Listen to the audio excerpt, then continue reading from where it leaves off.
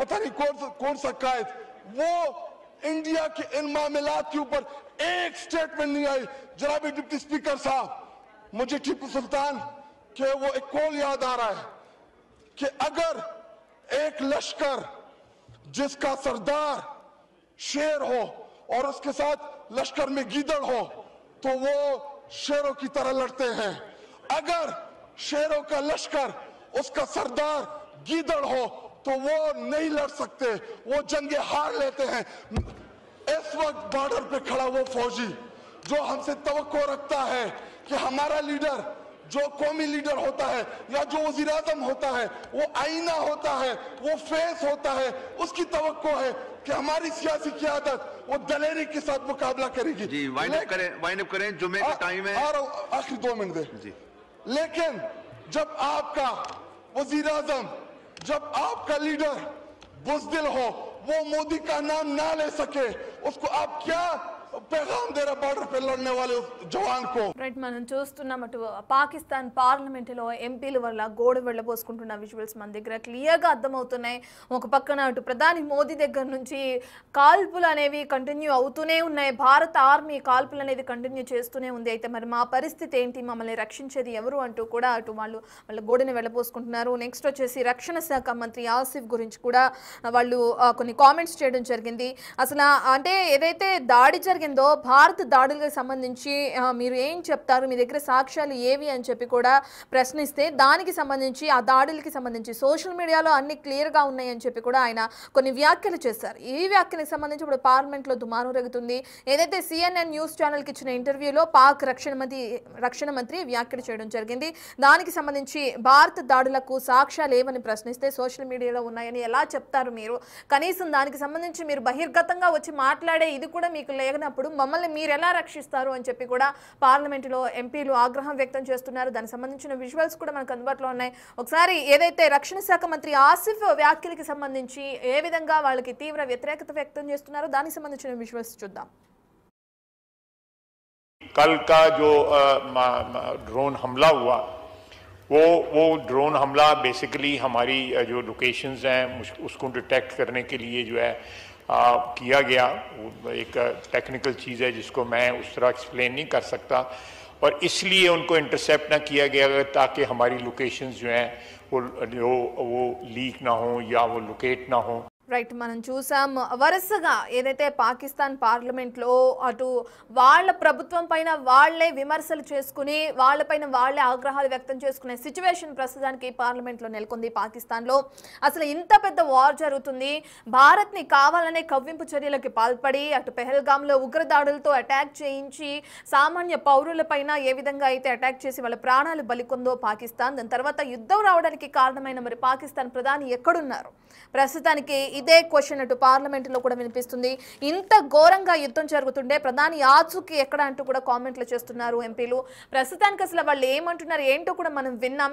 ఇంకో బయట మన దగ్గర ఉంది, దాన్ని కూడా ఒకసారి చూద్దాం.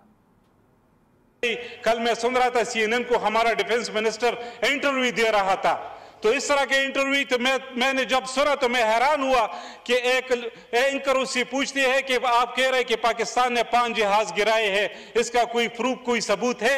तो ये कहता है सोशल मीडिया। अफसोस की बात है, इस तरह का जवाब इसको देना चाहिए था। రైట్, ఇక వరుసగా అటు పార్లమెంటులో ఎంపీలు ఏం మాట్లాడుతున్నారో, దేని గురించి ఆగ్రహం వ్యక్తం చేస్తున్నారో, దేని గురించి వాళ్ళ గొంతుని పాక్ పార్లమెంట్ పరిస్థితి ఏ విధంగా ఉంది, అసలు అక్కడ గవర్నమెంట్ ఏం చేస్తుంది, ఆపరేషన్ సింధూర్ వాళ్ళపైన గట్టి ఎఫెక్ట్ చూపించింది అనుకోవచ్చా? రత్న, ఒకవైపు భారత దాడులతో పాకిస్తాన్ వణికిపోతుంటే మరోవైపు స్వదేశంలోని పాకిస్తాన్ ప్రభుత్వానికి తలనొప్పి తప్పడం లేదు.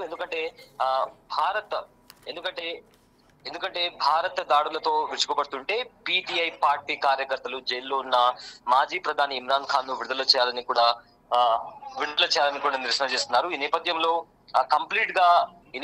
కంప్లీట్ గా పాకిస్తాన్ పార్లమెంట్ లో అయితే ఈ యుద్ధానికి సంబంధించి అక్కడి ప్రజలతో పాటు కొంతమంది పీటీఐ పార్టీతో పాటు కొంతమంది నిరసనలు చేపట్టారు. అయితే తాజాగా పాకిస్తాన్ ఎంపీ షాహిద్ అహ్మద్ పాక్ ప్రధాని షెహబాజ్ షరీఫ్ ను తీవ్రంగా విమర్శించారు. షెహబాజ్ పిరికివాడు అని ఎక్స్ప్లెయిన్ చేశారు. అదేవిధంగా భారత ప్రధానమంత్రి నరేంద్ర మోడీ పేరును కూడా ప్రస్తావించడానికి భయపడుతున్నారని కూడా ఆరోపించారు. అయితే అదే సమయంలో టిప్పు సుల్తాన్ చెప్పిన ఒక కోట్ ను కూడా ప్రస్తావించారు. సింహాల సైన్యాన్ని నక్క నడిపి కనిపిస్తుందా అని చెప్పి కూడా ఆయన ఘాటు వ్యాఖ్యలు చేశారు. ఖచ్చితంగా పాకిస్తాన్ సైన్యం యుద్ధంలో ఓడిపోతారని కూడా ఘాటు వ్యాఖ్యలు చేయడం జరిగింది. అదేవిధంగా సరిహద్దుల్లో ఉన్న మన సైనికులు మన ధైర్యం చూపించాలని ఆశిస్తారు, కానీ ప్రధానమంత్రి స్వయంగా పిరికివాడైనప్పుడు, మోదీ పేరు తీసుకోలేనప్పుడు, ముందు వరుసలో తమ ప్రాణాలు పణంగా పెడుతున్న వారికి మన దేశం ఏం సందేశం పంపుతుంది అని కూడా ఆయన పాకిస్తాన్ పార్లమెంట్ సాక్షిగా తీవ్ర విమర్శలు చేశాడు. అయితే అంతకు ముందు ఎంపీ తాహిర్ ఇక్బాల్ కన్నీళ్లు పెట్టుకుని దేవుడే మమ్మల్ని కాపాడాలి అని చెప్తూ ఏడ్చిన వీడియో కూడా వైరల్ అయింది. అయితే దేశాన్ని చుట్టుముట్టి నా అశాంతి గురించి ఆందోళన చెందుతూ ఆయన దేవుడి రక్షణ కోసం ప్రార్థించాడు. ప్రజెంట్ ఆ వీడియో కూడా సోషల్ మీడియాలో వైరల్ గా మారింది. అయితే ఏప్రిల్ 22న జరిగిన పహల్గాం ఉగ్రదాడికి ప్రతిస్పందనగా భారత్ ప్రారంభించిన అత్యంత తీవ్రమైన సైనిక ఆపరేషన్ సింధూర్, దాని తర్వాత పాకిస్తాన్ లో భయాందోళన వాతావరణం అయితే నెలకొంది. పహల్గాం లో కూడా ఉగ్రదాడి తర్వాత భారత్ పాకిస్తాన్ మధ్య సంబంధాలు తీవ్ర ఉధృత స్థాయికి చేరుకున్నాయి. అయితే ప్రతీకారంగా భారత్ ఆపరేషన్ సింధూర్ ప్రారంభించింది. పాకిస్తాన్ అదేవిధంగా పాకిస్తాన్ ఆక్రమిత కాశ్మీర్ లోని ఉగ్రవాద శిబిరాలను లక్ష్యంగా చేసుకుని వరుస దాడులు చేసింది. అయితే ఆ దాడి తర్వాత పాకిస్తాన్ ఆర్మీ చీఫ్ ఆసిమ్ మునీర్ కానీ లేదా పాకిస్తాన్ ప్రైమ్ మినిస్టర్ గానీ వీళ్ళిద్దరూ పెద్దగా బయటికి రావట్లేదు. జస్ట్ ఒకసారి ప్రైమ్ మినిస్టర్ ఒక 2 days బ్యాక్ పార్లమెంట్ లో మాట్లాడినప్పటికీ కూడా దాని తర్వాత ఆయన ఎక్కడ కూడా బయటకు వచ్చి బలంగా ఆర్మీకి భరోసా ఇవ్వడం కానీ లేదా ఆర్మీని ఉద్దేశిస్తూ మాట్లాడడం కానీ ఇలాంటివి, లేదా క్యాబినెట్ మీటింగ్ పెట్టడం కానీ ఇలాంటివి ఎక్కడ జరగలేదు. సేమ్ పాకిస్తాన్. సయ్యద్, మీరు చెప్పినట్లుగా చూస్తే వాళ్ళిద్దరూ అసలు బయటికి రావట్లేదు, ఆర్మీ చీఫ్ కానీ అటు పాక్ ప్రధాని కానీ బయటికి రాకుండా మరి ఆదేశాలు ఎవరిస్తున్నారు వీళ్ళకి? అంటే ఇప్పటికే మనం చూస్తే ఇటు జమ్మూ కాశ్మీర్ ఎయిర్పోర్ట్ పైన రాత్రి మిసైల్ దాడి చేయడానికి ప్రయత్నించారని కూడా తెలుస్తుంది. వరుసగా ఈ ఘటనలు కొనసాగుతూనే ఉన్నాయి, ఎక్కడ వెనకడుగు వేయకుండా. అంటే నష్టపోతే పాకిస్తాన్ ప్రజలు నష్టపోతారు, లేదంటే ఇక్కడున్న జవాన్లు నష్టపోతారు, వాళ్ళ ప్రాణాలు పోతాయి, అంతేకాని మేము ఎక్కడ వెనక్కి తగ్గమన్నట్లు ఉన్నాయి వాళ్ళిద్దరి చర్యలు. మరి బయటికి రాకుండా వెనకుండా ఎందుకు నడిపిస్తున్నారు? అంటే వాళ్ళ ప్రాణాలని వాళ్ళు సేఫ్ జోన్లో ఉంచుకోవాలి అని చెప్పి బయటికి రాకుండా ఒక సేఫ్ జోన్లో ఉన్నారనుకో. అసలు పాకిస్తాన్ లోనే ఉన్నారా వాళ్ళిద్దరు? అంటే మోస్ట్లీ పాకిస్తాన్ లో పాలిటిక్స్ లో గవర్నమెంట్ రూల్ చేస్తుందని చెప్పడం కంటే ఎక్కువ శాతం పాకిస్తాన్ లో మిలిటరీ అనేది ఓవర్ రూల్ చేస్తూ వస్తుంది. సో ఈ నేపథ్యంలో చూసుకుంటే చాలా సార్లు కూడా పాకిస్తాన్ లో ఏ గవర్నమెంట్ రూల్ చేయాలనేది కూడా అక్కడ మిలిటరీనే ఆదేశిస్తుంది అన్న ఒక అలిగేషన్ కూడా, ఒక ఆరోపణ కూడా వాళ్ళ మీద ఉంది.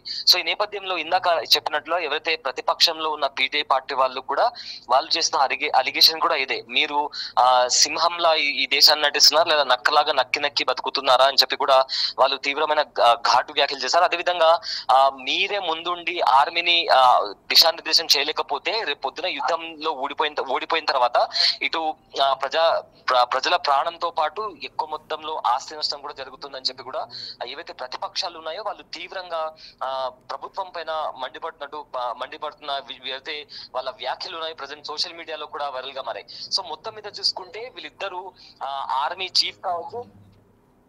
చీఫ్ కావచ్చు లేదా ప్రైమ్ మినిస్టర్ కావచ్చు, వీళ్ళిద్దరూ ఫ్రంట్ ఫుట్ లో కాకుండా ఎక్కడో దాక్కుని వాళ్ళు మిలిటరీకి కానీ లేదా ప్రజలకు కానీ సరైన మార్గం చూపించకుండా వాళ్ళు కూడా దాక్కుని ఉన్నారు. కాబట్టి పాకిస్తాన్ పరిస్థితి ప్రజెంట్ దిక్కుతోచని పరిస్థితిలో ఉందని కూడా ప్రతిపక్షాలు చెప్పిన వేళ అక్కడి ప్రజలు కూడా పాకిస్తాన్ లో నెలకొన్న సంక్షోభం కారణంగా రోడ్లపైకి వచ్చి నిరసనలు కూడా చేస్తున్నారు.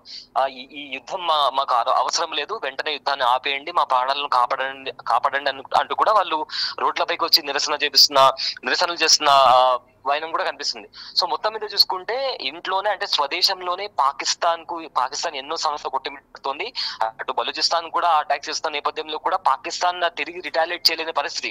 సో మొత్తం మీద చూసుకుంటే అసలు ముందుకు ఎలా వెళ్ళాలి అనే ఒక ప్రాపర్ స్ట్రాటజీ లేకుండా కంప్లీట్ గా పాకిస్తాన్ అండర్ ప్రెషర్ ఏం చేస్తుంది అనే ఒక ముందస్తు ప్లాన్ లేకుండా